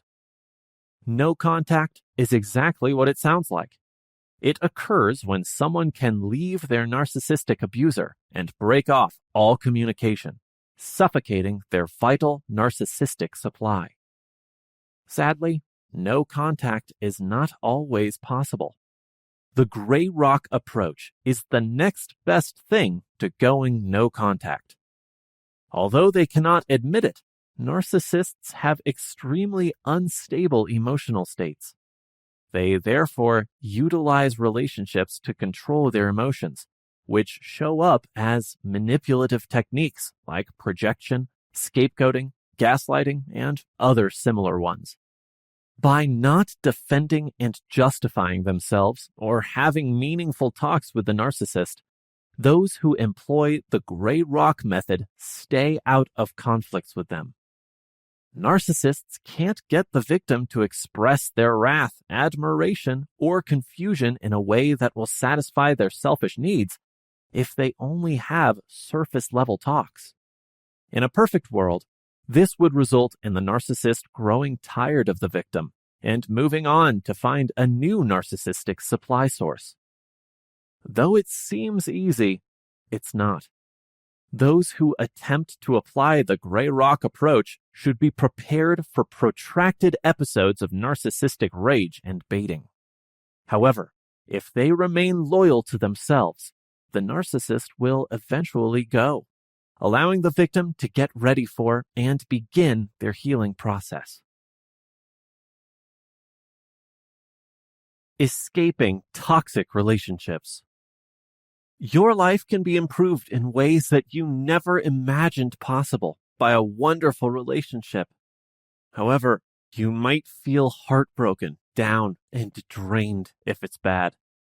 Contrary to popular belief, toxic relationships are more common and often have life-changing consequences. People outside of toxic and unhealthy relationships often find them confusing. Leaving someone who makes you miserable or is physically or emotionally abusive is a no-brainer, right? Due to a variety of issues, including income, children, and emotions, the truth is often more difficult. What do you do then? What makes toxic relationships difficult to end? People fall into relationship patterns that might be challenging to escape. Some people might worry about their children or feel imprisoned financially. According to the National Domestic Violence Hotline, abusive relationship victims make an average of 7 efforts to end the relationship before they succeed. The following are some factors that make it challenging for people to leave a toxic relationship. Fear. One spouse is likely to be quite manipulative towards the other in abusive relationships. If the other person mentions leaving, this often entails making financial, emotional, or physical threats. The victim could be reluctant to break up with their lover. Children. For couples with kids together, splitting up can be particularly difficult due to the perceived harm it would cause the kids. There can be custody issues as well. Love. Someone may be in a relationship because of unresolved feelings of love. Finances. The logistics of leaving could be more difficult if one partner is financially dependent on the other. Shame. Many people keep their relationship details a secret from their friends, relatives, and coworkers. They consequently suffer in silence because they are embarrassed to seek assistance. To cope, they might turn to alcohol or drugs, which would intensify the relationship's strain. Codependency. In codependent relationships, one spouse continually gives and the other takes, creating an uneven dynamic that can be difficult to escape. Finding a route out of a toxic relationship can be challenging after a long time. You can even think that the issue is your fault. Feeling this way is a regular occurrence since the attacker is often skilled at gaslighting, which makes you doubt reality. Additional issues could develop if your partner has a narcissistic personality disorder, NPD, characterized by an exaggerated feeling of self-importance and a lack of empathy. According to a 2019 SAGE Open study, narcissistic partners' violent outbursts are caused by their worry about being abandoned by their spouses. A narcissistic person could become angry or try to stop their partner from leaving by, for instance, manipulating them by acting like the victim. How to get out of a toxic relationship. Even when you're motivated to end a toxic relationship, it might be challenging to know where to begin. Having a support network and discovering ways to improve your self-esteem is crucial. If you're having trouble, it might be time to speak with a therapist for more help. Here are 11 tips for ending a toxic relationship. 1. Create a support network. When you end a toxic relationship, you go through comparable emotions to a healthy one. You'll experience various emotions, including sadness, conflict, lovesickness, relief, depression, and more. Ending a toxic relationship can be difficult if you financially rely on your ex. However, don't give up hope. Instead of dwelling on the difficulties involved, concentrate on creating the network of supporters you will require if you decide to leave. According to research, having friends and family by your side during trying times helps to reduce psychological suffering. It will be easier to transition if you have a support network. 2. Remain steadfast in your decision to depart. It's broken, which is why it's called a breakup. If you're contemplating breaking up with your spouse, you've probably tried to persuade them to change their behavior without success. If so, you must keep telling yourself it wasn't your fault. Even if a toxic or abusive ex changes, it is probably because of the shock of the split. If you reunite, there is a very significant likelihood that they will resume their toxic behaviors. Being steadfast in your resolve to leave a toxic relationship will need you to follow through. 3. No contact. You must stop communicating with your ex when the relationship has ended. Keeping in touch with your ex makes reconciliation more likely. A toxic person may use emotional blackmail to entice you by manipulating your emotions. Unless you have children together and must co-parent, stop all communication with your partner as soon as you decide to split up. If so, only talk to each other about the kids. 4. Unfollow them on social media. It's critical to block your ex on your phone and find ways to avoid running into them in person, because seeing them on social media will keep the memories of the relationship fresh. These steps will help you stop thinking about the toxic relationship and establish a firm boundary that is over. 5. Recognize that you deserve better. A person can get depressed after receiving verbal abuse for months or years, or being told you will never find someone better.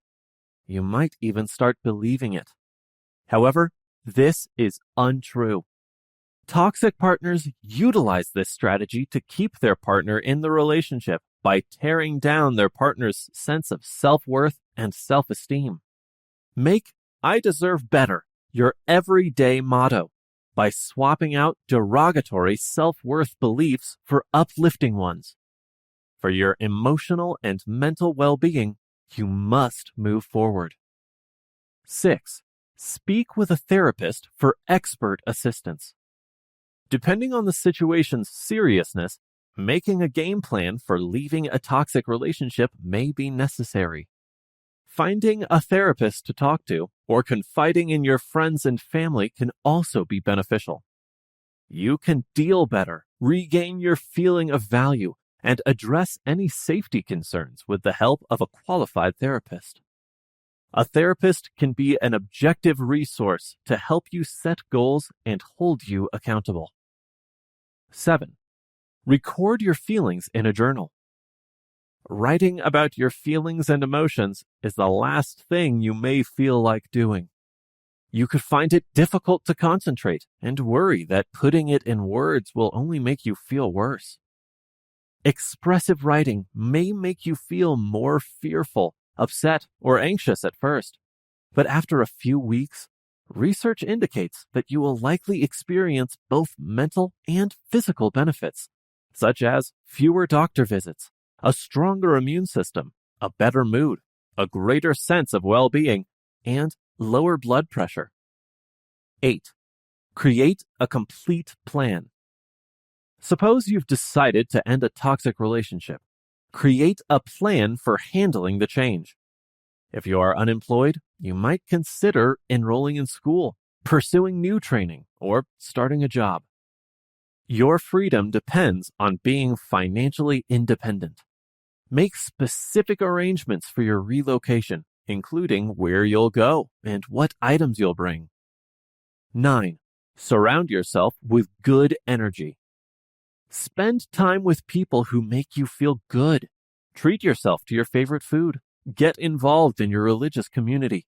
Indulge in physical activity and do activities that make you smile as examples of self-care. People in toxic relationships require healing, which is a lengthy process. It is crucial to strive and replace bad feelings with positive ones, because being in a toxic relationship can lead to unimaginable toxic stress. 10. Let your emotions be known. When you have decided to leave, it is crucial to let your partner know how you feel. An in-person discussion is ideal if your spouse is emotionally stable, but it could be better to express your thoughts in writing if they are impatient or sensitive. It's critical to communicate your feelings towards your partner without placing blame. Instead of saying, "You make me feel," communicate your emotions by expressing, "I feel very sad or angry when I hear you say," etc.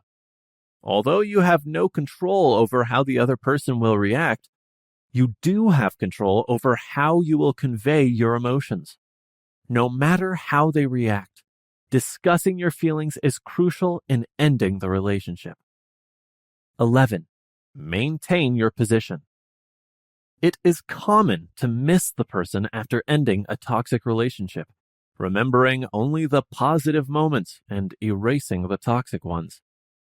The temptation to want the person back in your life can be strong, but remember that you chose to leave after careful consideration and for specific reasons.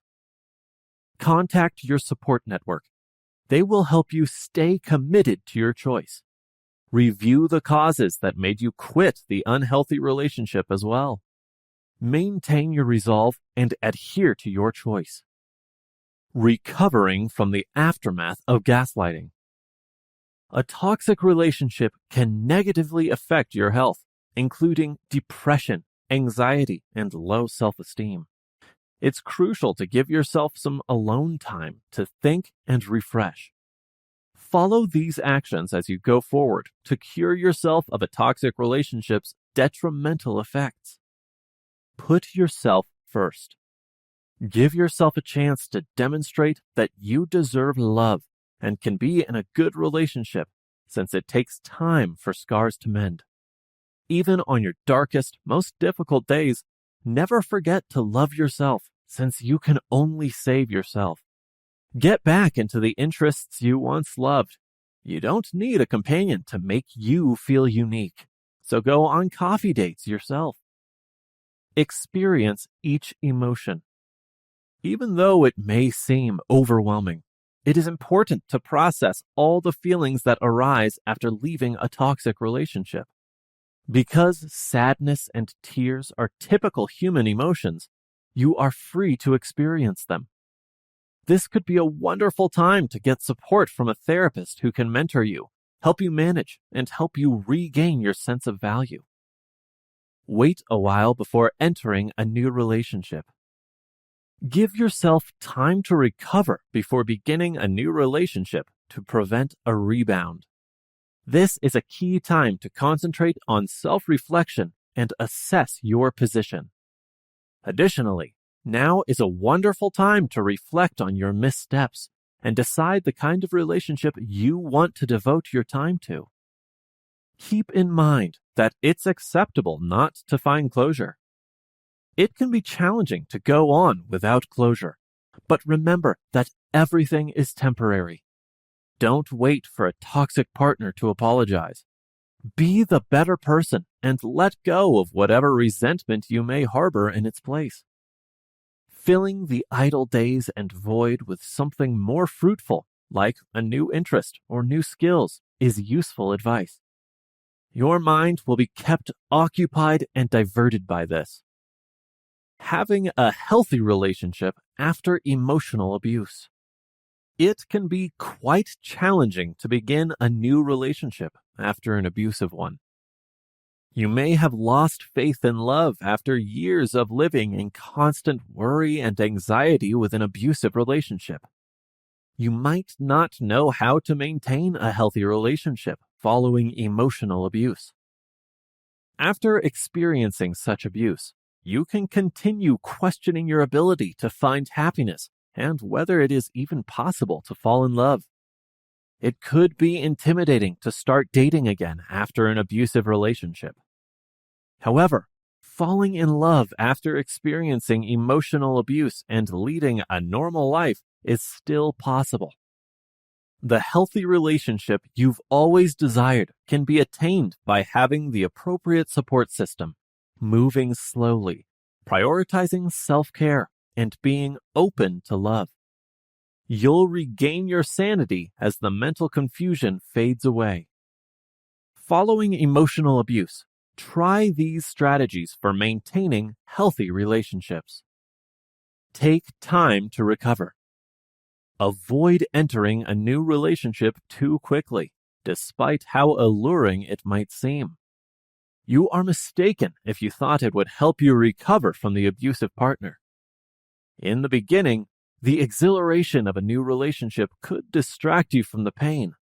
But the unhealed wounds and trauma will return unless you get better and figure out how to deal with them. Spend some time alone and consider how to recover your life. Recognizing what happened to them and seeking therapy assistance is beneficial for survivors. Decide on the kind of relationship you desire. You want one this time that is healthy, of course. But how do you personally define a good relationship? Consider your previous relationships before responding to this question. What were the warning signs you tried to ignore? Were you misled, scorned, or rejected? What are the things that you would not put up with in your upcoming relationship? Was there any good that came out of that abusive situation? What boundaries do you wish to set? Make a list of everything you want. If necessary, make a vision board for your partner. This time, ensure your relationship has open communication, honesty, trust, and respect. Pardon yourself. The first and most crucial step in answering the question, how to have a healthy relationship after emotional abuse, is to forgive yourself. For staying with your abuser longer than you ought to have, you could experience resentment, remorse, and humiliation. However, being sympathetic to yourself and figuring out what drew you to your abusive partner rather than condemning or criticizing yourself will help. You can better grasp the pattern you need to break with the help of counseling. Find out what drew you to your abusive partner and understand what kept you in that relationship for so long. You don't want to be used by the same type of individual again. Acquire knowledge and look for expert assistance. After being in an abusive relationship, there are a lot of tools that can help you in managing your PTSD and anxiety. Learn from them how to end the pattern and fall in love again after being abused. Research healthy relationships after emotional abuse by reading articles and books on the subject. Find a PTSD and trauma therapist who can help in your healing. With the help of a professional, you can identify and accept what has happened to you, create plans for handling your triggers more effectively, and healthily regulate your emotions. Create a network of support. Abusive and controlling partners often keep their partners apart from their friends and family. If so, it's time to start over and re-establish contact with your support network. Speak to your loved ones or take part in a support group. After leaving an emotionally abusive relationship, you will struggle, but having a solid support network will help you get through it. To remind yourself of your life before the emotional abuse, spend the day with your friends, watch a movie, or do anything else you can do together. When you finally muster the fortitude to fall in love once more, you also need your support network to be there. The effects of love may impair your judgment. Your friends may recognize the warning signs in your new relationship before you do, sparing you from experiencing further heartbreak. Proceed cautiously. Without a doubt, your friends and family are looking out for your best interests. They might try to set you up or encourage you to start dating. However, getting the courage to move on from an emotionally abusive relationship and begin dating takes time. Do not be forced into anything by anyone. If you're not ready for the leap of faith, you shouldn't feel obligated to be in a relationship. Enlist their assistance as you regain your self-confidence and faith in love. Regain your ability to trust. Any relationship's primary cornerstone is trust. The road to rebuilding trust after abuse is difficult for victims. It seems normal that you find it difficult to lower your guard. You no longer believe in yourself or other people. However, you must be willing to open up to vulnerability again if you want the fulfilling and healthy relationship you so richly deserve. You are not being asked to have blind faith in anyone. Start cautiously and gradually earn the trust of your new partner. Speak out if something makes you think about the abuse. Talk to your new partner if their actions set off a trigger or bring up memories of the abuse. They may be completely unaware of how uncomfortable they are making you feel. The ideal companion will try to understand your triggers without becoming hostile. You'll feel more at ease and confident in the relationship if you can communicate honestly and work towards a compromise. Rediscover love. It's common to feel afraid to open up again after being hurt. However, you must feel deserving of a contented and healthy relationship. Even though closing off your heart might keep it safe, it won't get you anywhere. Love your lover unconditionally.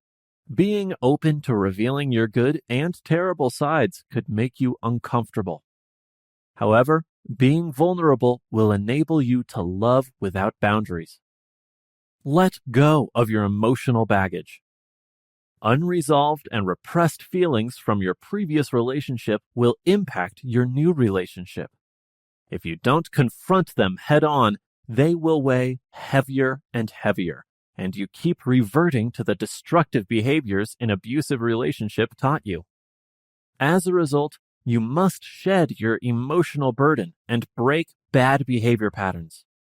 A healthy relationship doesn't require the coping skills you have to master. Conclusion. The abusive practice of gaslighting has become more common. Fortunately, gaslighting has grown easier to recognize as people are more aware of how to prevent it. Gaslighting recovery begins with setting boundaries and, if possible, ending the relationship. Separating from the gaslighter and re-establishing contact with your support network are equally crucial.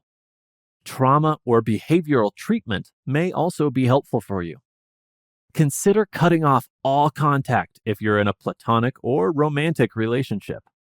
If you're in a relationship with family or coworkers, you can set boundaries and limit your interaction. In every situation and form of relationship, separating yourself from your abuser will be essential to start the healing process. Gaslighting is an abusive tactic that causes people to distrust or question their sanity. Anybody could be the target. Although the gaslighter will try to make you feel guilty, you are not to blame for their actions. Never apologize for their damaging actions, since it will boost their weak ego. You can express your feelings freely and without fear of criticism during therapy sessions, which also helps you to regain your self-esteem. Some therapists can write prescription drugs to treat depression, anxiety, and post-traumatic stress disorder.